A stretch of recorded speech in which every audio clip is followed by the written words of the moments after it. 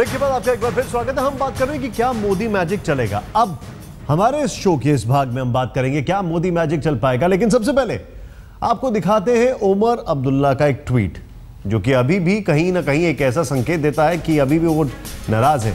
National conference राज्य में राजनीतिक पुनर्वास से पहले बाढ़ पीड़ितों के पुनर्वास की बात कर रही थी, लेकिन चुनाव आयोग की सोच अलग थी। अब जबकि चुनावों का ऐलान हो गया तब नेशनल कॉन्फ्रेंस इससे पीछे नहीं हटेगी। हम पीडीपी जैसी पार्टियों का पर्दाफाश करेंगे जिसका एजेंडा बाढ़ का फायदा उठाना है।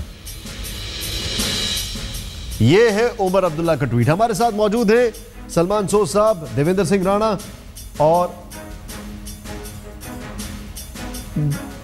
जीवीएल नरसिम्हा जी हमारे साथ हैं। सीधे चलते हैं यहां पर।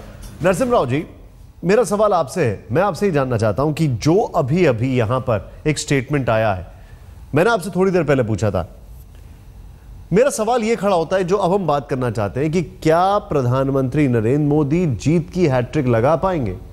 क्या ये जो उमर अब्दुल्ला बार बार कह रहे हैं इससे कहीं ना कहीं खौफ दिखाई देता है? ये क्या बार बार उमर अब्दुल्ला के जो बयानात आ रहे हैं उससे आपको ऐसा लगता है कि हाल फिलहाल में जो भी पुनर्वास को लेकर काम किया गया था उसका एजेंडा, उसका निशाना कुछ और केंद्र सरकार की तरफ से?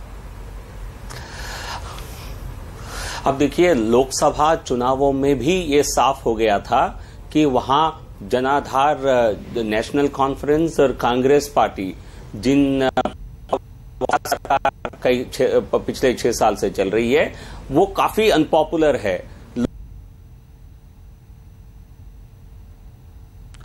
नरसिम्हा जी, आपकी आवाज मुझ तक नहीं आ पा रही है। मैं सीधे जाऊंगा। यहां पर हमारे साथ राणा साहब मौजूद हैं, देवेंद्र सिंह राणा और सलमान सोज जी भी हमारे साथ हैं। राणा साहब, मैं आपसे जानना चाहता हूं, जिस तरीके से बयान आ रहा है, हम बात कर रहे हैं क्या प्रधानमंत्री नरेंद्र मोदी की हैट्रिक लगेगी। ये तो बयान जो आ रहा है ये एक ऐसा बयान आ रहा है जिससे लगता है ये अभी से ही खौफजदा है।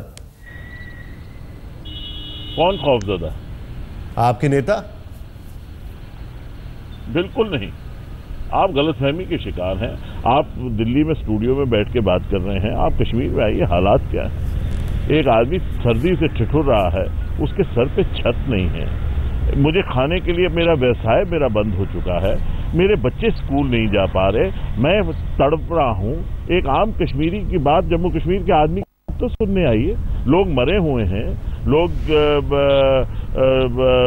जिनकी जमीनें खत्म हो गई, जिनका हार्टिकल्चर खत्म हो गया, जिनकी इंडस्ट्री खत्म हो गई, जिनकी दुकानें खत्म हो गई, जिनका रोजगार के जरिए खत्म हो गए, जिनको रोजगार के जराए खत्म हो गए, उनको क्या इलेक्शन की पड़ी हुई है? जमहूरियत में क्या डेमोक्रेसी जो है वो लोगों के लिए है ना, for the people, by the people, of the people. जो लोग मुझे रोटी की पहले रोटी, कपड़ा और मकान चाहिए, उसके बाद मैं इलेक्शन की बात करूंगा। कौन जाएगा इस माहौल में इलेक्शन की बात करने के लिए? ये वाजिब मौका है ही नहीं। मुझे मालूम है कि हम मिनॉरिटी में हमारी आवाज, आपके शब्द और मेरी बात आपके एक बात सुन लीजिए। आपके शब्द और आपके अंदाज वाकई में बड़ा अच्छे हैं, लेकिन मैं आपसे एक चीज जानना चाहता हूं, जब ये लोगों की बात कर रहे हैं, पहले 5-6 दिन हमने यही दिल्ली के स्टूडियो से दिखाया था कि आपके लोग, आपके नुमाइंदे गायब थे। मेरी बात सुन लीजिए। दूसरा सवाल, एक मिनट मुझे बोलने दीजिए आप। दूसरा सवाल ये है कि जब आप बात कर रहे हैं, या तो बात मुकम्मल, या बात मुकम्मल होने दीजिए, या फिर आप कर लीजिए। बताइए। जब तक हमने इलेक्शन कमीशन को ये सारे हालात से वाकिफ किया, हमने इलेक्शन कमीशन को भी बताया कि ये हालात है, और ठीक है, हमारी आवाज़ जो थी, हम मिनॉरिटी में थे क्योंकि हमारे हिज़्ब मुखालिफ की जो जमात है पीडीपी, उन्होंने बड़े ज़ोर शोर से कहा कि इलेक्शन होनी चाहिए क्योंकि कहीं ना कहीं उनको लगता है शायद इस फ्लड में उनकी पॉलिटिकल रिहेबिलिटेशन हो जाए। कांग्रेस ने भी और भाजपा ने भी यही बात की। हम लोगों की नुमाइंदगी करते हैं, हम जम्मू कश्मीर के अवाम की नुमाइंदगी करते हैं। हमने वही बात की जो ज़मीनी हक़ाइक़ पे बुनियाद जिसकी थी, और हमने ये नहीं कहा कि हम इलेक्शन से लड़ रहे हैं। अभी सलमान सोज साहब ने कहा कि एंटी इनकम्बेंसी, कौन सी एंटी इनकम्बेंसी की बात करते हैं? 6 बरस हमारी सरकार रही, अब महीने 2 महीने में एंटी इनकम्बेंसी का क्या फर्क पड़ जाएगा? जो एंटी इनकम्बेंसी होगी वो 6 बरस में जो काम किया है वो लोगों के सामने है। अगर अच्छा है तो लोगों को अच्छा लगेगा, हम दोनों ने मिलकर काम किया है। बुरा है तो लोगों ने मन बनाया होगा हमारे बारे में, जो भी फैसला लोगों ने करना है। लेकिन लोगों का भला सोचना ये हमारा फर्ज है, ये हमारा दायित्व है। अरे आपका फर्ज तो है, उसी में तो कुछ सजेस्ट किया जा रहा है। आपका जो फर्ज है, आपका जो दायित्व है, अगर आपका डिजास्टर मैनेजमेंट तैयार नहीं था तो ये भी तो आपका फर्ज है, और इसके लिए कोई रॉकेट साइंस की जरूरत नहीं है। मेरी बात सुन लीजिए, मेरी बात सुनिए, इसके लिए रॉकेट साइंस की कोई जरूरत नहीं है। लेकिन जितनी बड़ी ये त्रासदी थी, उस त्रासदी को जिस बेहतरीन तरीके से उमर अब्दुल्ला साहब ने और उमर अब्दुल्ला साहब की सरकार ने, जिसमें कांग्रेस और नेशनल और इसमें कोई केंद्र सरकार का सहयोग था कि नहीं था? कहना चाह कि बिल्कुल, मैंने कहा केंद्रीय सरकार की मदद के साथ इतनी बड़ी त्रासदी कोई राज्य सरकार अपने बलबूते पे नहीं कर सकती। इसमें आर्मी का भी सहयोग था, इसमें नौजवानों, कश्मीर के नौजवानों कम से कम आपने ये बात तो कही। सलमान साहब, इनका जवाब क्या है? अब जरा उनको बोलने दीजिए। हम हमेशा कह रहे हैं जी सलमान साहब बोलिए। कह रहे हैं कि ये सबके मिली जुली ये ठीक है, अब आप रुक जाइए जरा, एक बार उनको बोलने दीजिए। जी सलमान साहब, नहीं सकते, ये कोई एक सरकार नहीं कर सकती। देखिए मैं एक जगह मैं राणा साहब की बात मान सकता हूं कि बहुत लोग परेशानी में हैं, और हाँ, इलेक्शन उनके दिमाग के टॉप लेवल, मतलब नंबर 1 प्रायोरिटी ना हो, मैं मान सकता हूं। लेकिन ये भी मैं दावे के साथ कह सकता हूं कि जम्मू कश्मीर के लोग जो हैं वो चाहते हैं कि इलेक्शन टाइम पे हो। क्यों? क्योंकि उनको पता है कि इस इलेक्शन मुहिम से पहले कोई लॉन्ग टर्म प्लानिंग करना नामुमकिन है इस सरकार के लिए भी, चाहे केंद्रीय सरकार, सेंट्रल गवर्नमेंट भी मिल जाए। क्यों? क्योंकि इस लॉन्ग टर्म रिकवरी प्रोग्राम के लिए एक नया मैंडेट जरूरत है, और वो मैंडेट मांगने के लिए सब लोगों को जाना पड़ेगा, लोगों के पास उनकी इजाजत से। सलमान साहब, मैं आपसे एक सवाल पूछ रहा हूं, मुझसे रुका नहीं जा रहा, मैं बड़ी देर से ये सोच रहा हूं कि आपसे कब ये सवाल पूछूं। मैं आपसे एक चीज पूछता हूं, आपने इनका साथ दिया, अंत समय आते आते आपने साथ छोड़ दिया, अलग हट लिए। अब जब माहौल खराब है तो आपने कहा अच्छी सरकार का वक्त आ गया है। लोकसभा चुनाव हुए तो आपने कहा कि एंटी इनकम्बेंसी आपके साथ है। मैं आपसे एक सीधे सीधे सवाल पूछता हूं।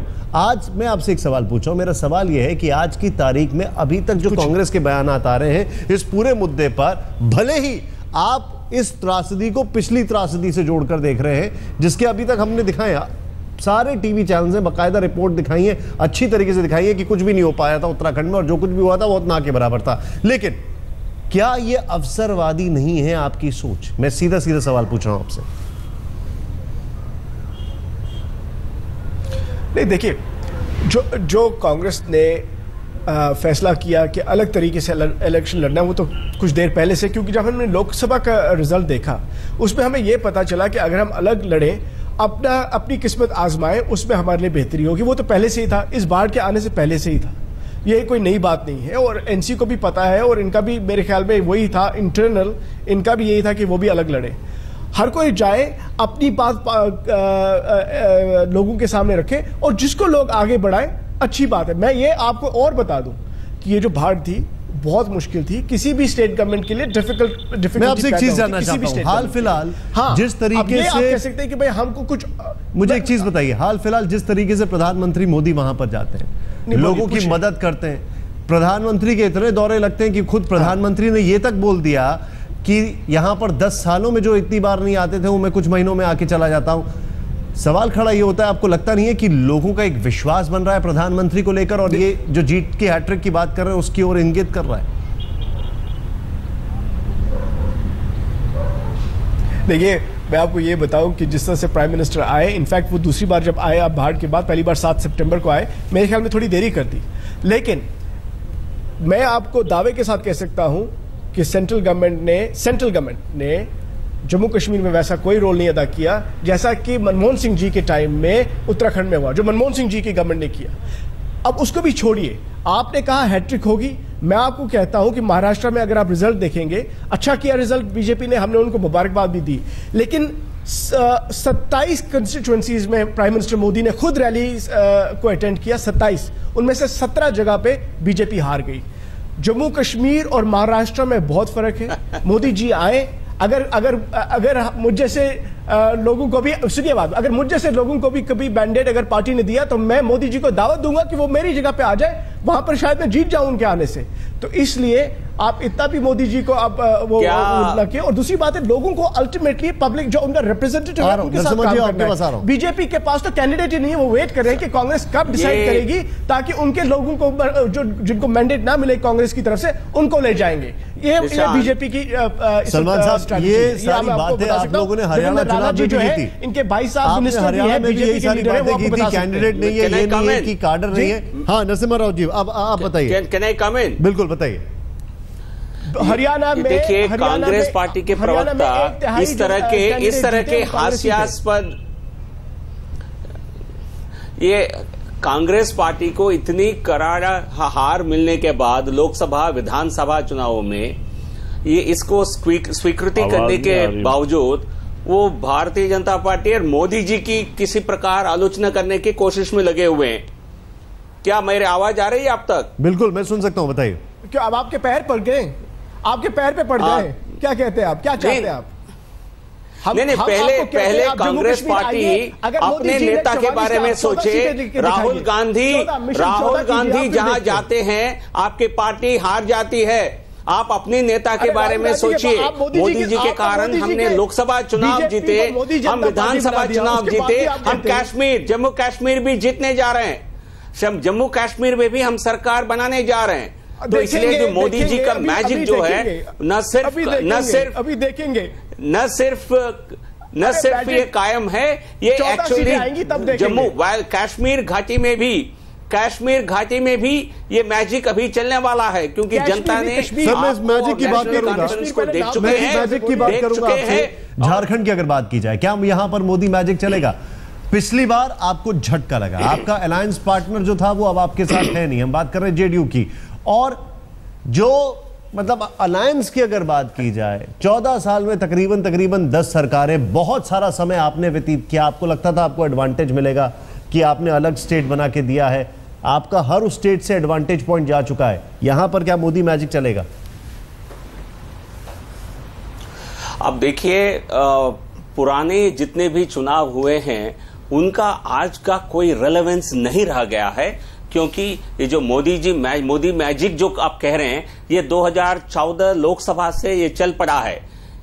हरियाणा जैसा राज्य में जहां भाजपा ने अपने बल पर कभी भी 4 सीट नहीं जीता हो, 4 से ज्यादा नहीं जीता हो, हम 3 बार अलग अलग लड़े और तीनों बार हमको 4 या कम सीट मिले थे। इस बार हमको 47 सीट मिले हैं, हम अपने बल पर सरकार बना रहे हैं।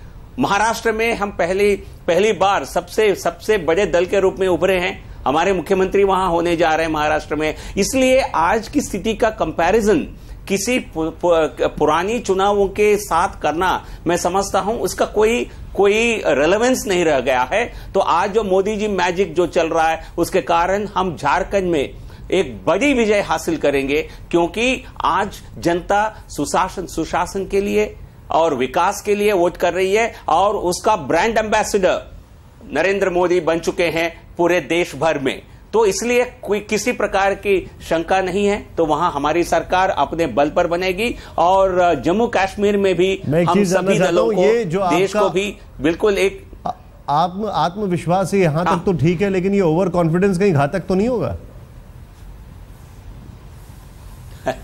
ओवर कॉन्फिडेंस की बात नहीं है। हम पूर्ण विश्वास के साथ जैसा हम विधानसभा चुनाव में, जैसा महाराष्ट्र में भी हम जब अलग लड़ने जा रहे थे, सबका विश्लेषण यही था कि आप अति आत्मविश्वास के साथ लड़ रहे हैं, लेकिन हमने सबको गलत साबित किया। तो झारखंड में भी पार्टी पूरी तरह एक विकास के मुद्दे पर, विकास को एक मूल मंत्र बनाकर चुनाव लड़ेगी। हमें पूर्ण विश्वास है, हम बहुत अच्छे परिणाम हासिल करेंगे। जेएनके और झारखंड में चलेगा मोदी मैजिक? 93% लोगों ने कहा है हाँ, और 7% कहते हैं नहीं। 93%, ये तो जबरदस्त हाँ है अगर कहा जाए तो। एक लास्ट रिएक्शन राणा साहब से। राणा साहब, क्या कहेंगे आप? जो भारतीय जनता पार्टी के प्रवक्ता हैं वो क्या बोल रहे हैं, मुझे ऑडियो नहीं है, मैंने आपके लोगों से पहले से ही कहा, मैं नहीं जानता उन्होंने क्या कहा, इसलिए उन पर टिप्पणी नहीं करूंगा। लेकिन मैं आपके प्रोग्राम के माध्यम से सलमान सोह साहब और भाजपा के भी जो नेता हैं उनसे भी, और सारे सियासी दोस्तों से एक ही गुजारिश करूंगा कि लोग पीड़ित हैं, उनकी रिहैबिलिटेशन का काम नहीं रुकना चाहिए। उनका रिहैबिलिटेशन, सियासत आती जाती रहेगी, वोट की सियासत चलती रहेगी, हमारा पेशा, हम सियासत खेलते रहेंगे। बहुत बहुत शुक्रिया, बहुत बहुत शुक्रिया। मैं रोकूंगा आपको यहाँ पर। बहुत बहुत शुक्रिया। यही कुछ बात उमर अब्दुल्ला साहब कह रहे थे, लेकिन सवाल खड़ा यह होता है कि जब आपके सामने चुनौती थी तो उस चुनौती पर आप खरा उतरते और जवाब देते उस चुनौती को, वहां पर आप कहीं फेल तो नहीं हो गए, और उस फेल का क्या होने का डर अब आपको सता रहा है।